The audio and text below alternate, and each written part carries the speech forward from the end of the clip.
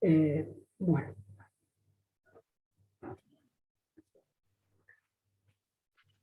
Vamos a ver. Bueno,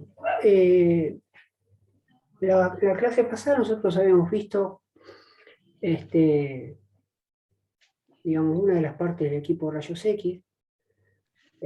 Acuérdense que el equipo de rayos X había mucho que eran tres partes, ¿está bien? Uno era el tubo de rayos X. Después estaba la parte, digamos, de comando o de voltaje, ¿sí? Era de baja y alta tensión. Voy a mutear acá, perdón. La parte de baja y alta tensión, ¿sí? Y la tercera parte que era la consola o control de mando. ¿Está bien? Entonces, la clase pasada es como que, bueno, habíamos abordado esta parte. ¿Está bien? Vamos a enganchar un poquito esa para jugar un par de cositas que quería, que no tuvimos tiempo de la clase pasada, porque dado que había mucha información dando vuelta. Esta de baja y alta tensión, bueno, esa no nos vamos a meter porque tiene que ver con la rectificación, voltaje, eh, monofásico, trifásico, el tema de nitidez, digamos, con la imagen y demás. Y me parece que, dado los tiempos, es preferible hablar de otras cosas más importantes y el control de mando sí vamos a hablar un poquito. No tanto como el tubo de rayos X, porque el tubo de rayos X es como que tiene muchas partes y muchas cosas que tienen que ver con las cosas que fuimos viendo en forma separada. Y el control de mando por ahí, bueno, lo vamos a meter por acá y vamos a ver cómo se combina, dado lo que nosotros pongamos ahí en el comando, en la consola. Vamos a ver cómo, digamos, interactúa, digamos, o qué es lo que sucede dentro del tubo de rayos X. ¿Está bien? Entonces,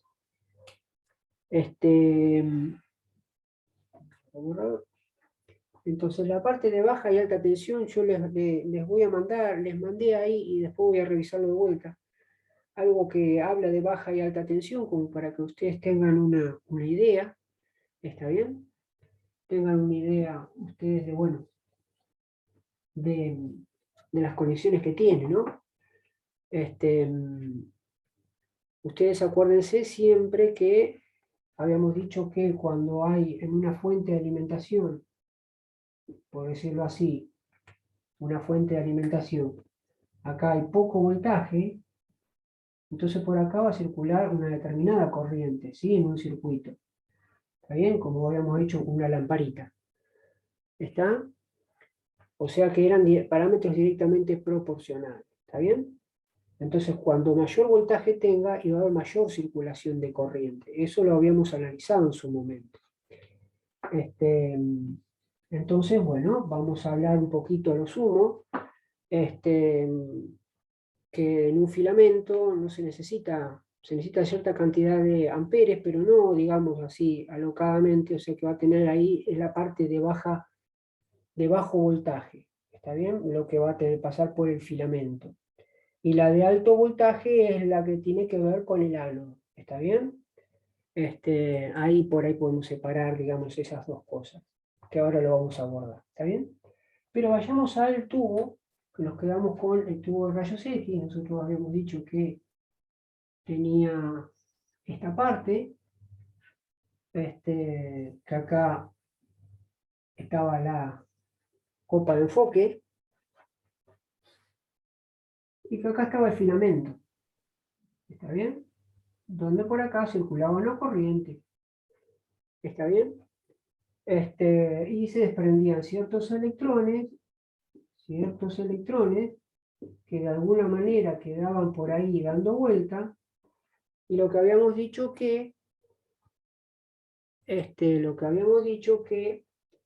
este filamento, conjuntamente la copa enfoque, que eran como estas dos placas acá, conformaba lo que se conoce como el cátodo del tubo de rayos X.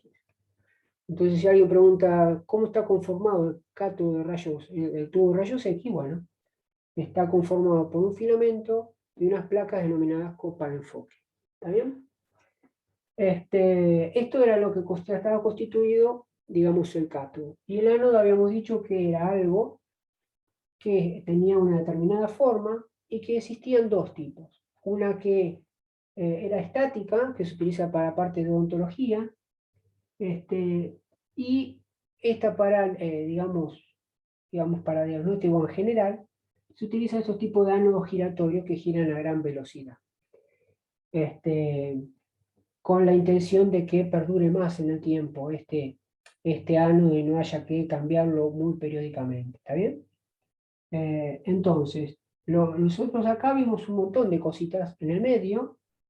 Acá habíamos visto que hay una ventana, que es de donde salen para nuestro propósito, los rayos X, para sacar provecho. Y dentro de esta zona habíamos dicho que, bueno, había un filamento que hacíamos circular una determinada corriente. Este filamento habíamos dicho que estaba constituido de tungsteno, para alta temperatura, un material duro que no se corta, no se funde, al paso de una cierta cantidad de corriente que hace que este elemento se ponga incandescente y que corra el riesgo de fundirse y de cortarse. Pues no, entonces el filamento es un elemento que aguanta una gran cantidad de temperatura y justamente puede cumplir con ese propósito de que este material se ponga incandescente y se desprendan de ahí electrones, ¿sí? Que quedan por ahí. Hola, profe. Sí, hola, buenas tardes. Disculpe, no podía entrar. Ah, ¿pudiste entrar? Sí, están todos. Sí, sí. Ah, está bien. Entonces los electrones que están dando vuelta por ahí, digamos, nosotros tenemos que sacar provecho para nuestro funcionamiento, entonces acá entran en funcionamiento esto que se llama las copas de enfoque, que habíamos dicho que la copa de enfoque, el propósito era de concentrar o de juntar los electrones para que no estén dispersos por ahí dando vuelta, juntarlos, ¿sí? Y concentrarlos. Es como que lo están preparando para algo, ¿está bien? Como que la copa de enfoque los prepara para algo, de alguna manera. Los junta en una parte media, los aglomera, ¿sí? Sabiendo el principio de que, bueno, esta placa tiene que tener, para que los junte, tiene que tener una misma polaridad que los electrones. Si los electrones tienen carga eléctrica negativa, bueno, estas placas van a tener que también una polaridad negativa. Por el fenómeno de repulsión van a hacer que esos electrones se alejen, haciendo que se concentren en la parte media. ¿Está bien? Pero ahí no termina la cosa. Habíamos dicho que nos encontramos justamente con el ánodo, que está girando a gran velocidad y que tiene, digamos, de alguna manera tiene un potencial positivo, ¿sí? Un voltaje positivo, que si de alguna manera tiene un voltaje positivo, ¿está bien? Es, siguiendo con la parte de la física, esta gran polaridad o este potencial que tiene acá, hace que estos electrones que tienen carga eléctrica negativa se sientan atraídos por este potencial. Entonces, lo que habíamos dicho era decir, bueno, si tiene una X, suponiendo que tenga un determinado potencial, hacemos que estos electrones vayan a una determinada velocidad chocando contra el ánodo. ¿Está bien? Pero habíamos dicho que si acá teníamos mayor potencial, hacíamos que la energía cinética de movimiento de estos electrones que se convierten en electrones proyectil van a ir a mayor velocidad para chocar contra los electrones. Entonces, contra los electrones, contra digamos, los átomos del material del ánodo. ¿Está bien? Entonces acá hay un hecho, digamos, importante, es decir, bueno, ¿qué es lo que pasa? Cuando tenemos mayor potencial, tenemos mayor aceleración del electrón proyectil, van a llevar mayor energía y van a impactar más fuerte, si uno lo quiere decir entre comillas, porque eso va a pasar algo, el hecho de que tenga menor impacto o mayor impacto sobre el ánodo, ¿está bien? Acuérdense lo que acá sucedía, estos electrones, si vienen con una determinada energía, vamos a hacer que cierta cantidad de átomos, ¿sí?, pierdan algún electrón de su órbita, ¿sí?, y ya sea por, digamos, por el tema de radiación característica, que era que esos átomos que pierden un electrón de alguna órbita, los electrones de capas externas tratan de ocupar esa capa faltante, o con falta de electrón que perdió, entonces ahí se generaba un tipo de radiación. ¿Está bien?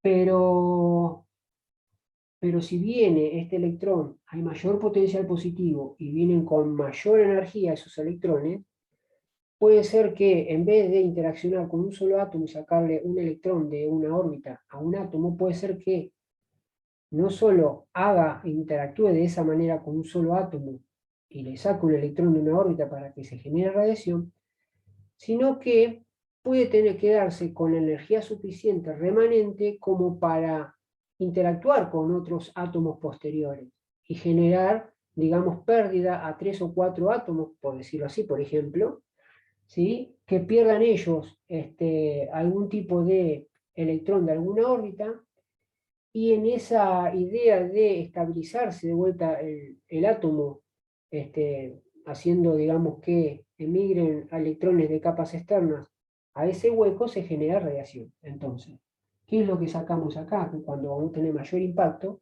del electrón, ¿sí?, podemos entender que va a haber más átomos que van a haber perdido de alguna manera electrones, por lo cual se va a generar más radiación. ¿Se entiende esa idea? ¿Está bien?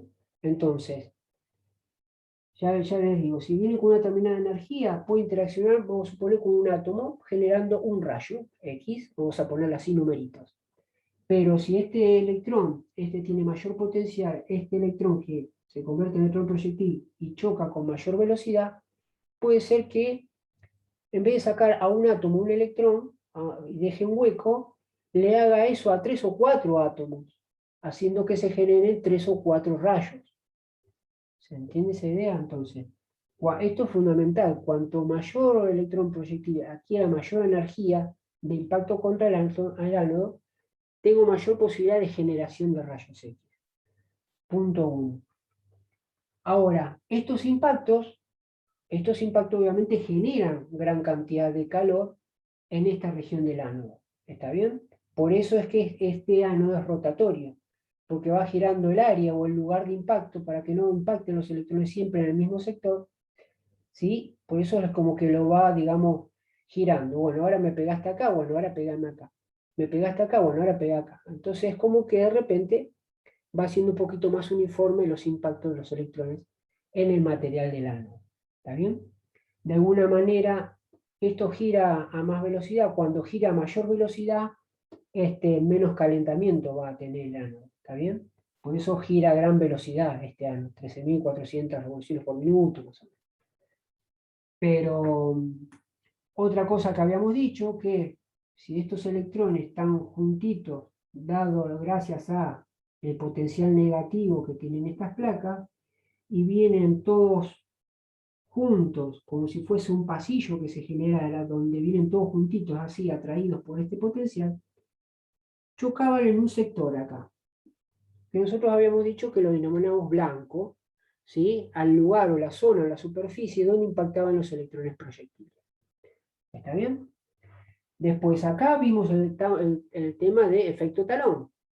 Habíamos dicho que estos electrones podían interactuar hasta con átomos internos, átomos muy internos generando radiación interna, y que esta radiación no iba a ser con las que se iban a generar acá a flor de piel, como quien dice. ¿Está bien? Porque esto iban a salir con gran energía estos rayos. ¿Está bien? Más allá que salen para todos lados, pero vamos a suponer que saliesen de esta manera hacia acá, con cierta energía, pero que justamente estos átomos en esta región y se les iba a dificultar, porque no es que estaban a flor de piel de salir, sino que iban a tener un cierto recorrido donde iban a tener que interactuar con propiamente átomos del propio material, y es donde quizás en esas interacciones cuando llegue el momento de salir, salga con poquita energía. ¿Está bien? Es por eso que dijimos que si nosotros tomamos como la parte central de esta ventana, suponemos que esta parte le vamos a poner radiación de menor energía, radiación de menor energía, si queremos de alguna manera ejemplificar eso, ¿está bien? Las radiaciones que se generan más pegadas al ánodo, por decirlo así, iban a tener menor energía. Justamente, ¿por qué? Justamente por eso, ¿está bien? Por esta interacción, es lo que se conoce como efecto talón, ¿está bien? Átomos internos que generan radiaciones debido a estos electrones, al momento de salir, tienen que interactuar y luchar con átomos del propio material, y ahí es donde aparecen los dos tipos de radiación que nosotros aprendimos por ahí, por efecto Compton y efecto fotoeléctrico, ¿está bien? El efecto Compton, habíamos dicho que era un electrón, vamos a suponer, átomos del material donde dijimos en un momento, establecimos que los electrones más externos eran lo que, digamos, eran más fáciles de perderse. ¿Por qué? Porque eran los que iban a estar menos agarrados, ¿está bien? Más agarrados, más están los electrones pegados al átomo debido a la atracción que le hacen los protones en el núcleo de ese átomo. Pero los electrones, aquel electrón, si bien está justo, por decirlo así, es como que pase algo como para que uno lo pierda, ¿está bien? Entonces, esta radiación iba a tener que interactuar con un átomo a su paso, lo logra sacar, y esto no solamente sigue la misma dirección, sino que se esquiva la dirección, cambia de rumbo, por decirlo así, y ahora su energía disminuye debido al golpe o impacto. Entonces, uno lo dibujaba de esta manera, ¿está bien? Dando a entender una onda con mayor lambda, o sea, menor frecuencia, menor energía, menor poder de penetración. Ahora, si ese rayo le queda suficiente energía como para seguir interaccionando, pueden pasar dos cosas. Que debido a este choque salga con tan poca energía que cuando interactúe con otro átomo posterior no logre, digamos, muera ahí, o sea, se impacte con un electrón y pierda totalmente su energía y muera ahí, digamos, por decirlo así, o que le quede suficiente energía todavía para seguir interactuando con posteriores átomos, ¿está bien? Entonces se forma una cadena. ¿Por qué? Porque a este le va a sacar este electrón también, lo logra sacar, ¿está bien? Y ahora ese impacto hace que esta radiación cambie de rumbo de vuelta, pero ahora con menor energía. Con menor energía, por eso hago acá el lambda más grande. ¿Está bien? Menor frecuencia, menor energía, menor de poder de penetración. Y esto es lo que puede estar sucediendo en esta zona, que debido a la interacción desde acá hasta esta punta, salir, digamos, una vez que sale la radiación, va a salir con muy poca energía. ¿Está bien? Pero más allá de eso no era dolor de cabeza. ¿Por qué? Porque decíamos que dentro de todo no era malo el tener mala energía, entonces uno dice, bueno, está bien, no tengo la energía por esta ventana, que todos los rayos tengan la misma energía, voy a tener que del lado más izquierdo, voy a tener con menos energía, y más para el lado del cátodo, por decirlo así, más alejado del ánodo, voy a tener los rayos con mayor energía. Entonces lo que uno dice, bueno, no importa si tengo eso, porque, bueno, porque cuando saque la placa radiográfica, yo puedo sacar, digamos,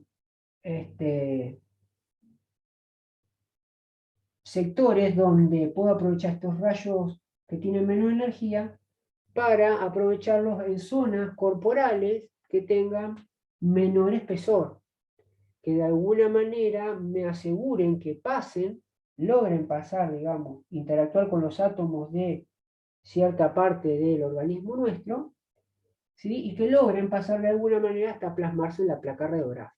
¿Está bien? Y como estos tienen suficiente energía, bueno, aprovecho a ponerle en el medio esa parte que yo quiero sacar la placa radiográfica donde tenga mayor espesor. Entonces yo de alguna manera es como que juego con estos parámetros para que de alguna manera asegurarme que al final esos rayos logren pasar todas estas zonas y se plasmen en la placa radiográfica. ¿Está bien? Entonces, otra de las cosas que habíamos visto era justamente esta zona que tenía una determinada inclinación, el ánodo. Habíamos dicho que justamente era como si fuese una calle o una avenida divisoria. Los electrones van a impactar una zona que se va a llamar blanco. O sea, si alguien pregunta qué es el blanco, es la zona donde impactan los electrones proyectiles. ¿Está bien? Y si alguien pregunta qué es el foco, el punto focal, bueno, el punto focal es el sector del ánodo donde emigran o se irradian o salen o son emitidos la radiación o los rayos X. ¿Está bien? Es como que va a decir, pero profesor, es como si fuera la misma zona. Bueno, es la misma zona, nada más que en esa misma zona si impactan electrones, se llama blanco. Ahora, si de esa zona emiten rayos X justamente de esa zona, se va a llamar punto focal. ¿Está bien? ¿De qué va a depender ese punto focal? Porque ese punto focal, de alguna manera, va a hacer que la placa salga más nítida o menos nítida. ¿Está bien? Entonces, veamos. Va a ser, si el punto focal es más fino, va a ser más nítido la imagen. Entonces, ¿cómo logramos que sea más nítido o menos nítido? Bueno, habrá que ver justamente con todos estos factores. El tema de la corriente, que pasen por el filamento, porque va a haber mayor cantidad de electrones, ¿está bien? Mayor cantidad de electrones, entonces voy a tener mayor cantidad de electrones que impacten contra el ánodo, ¿está bien? Entonces,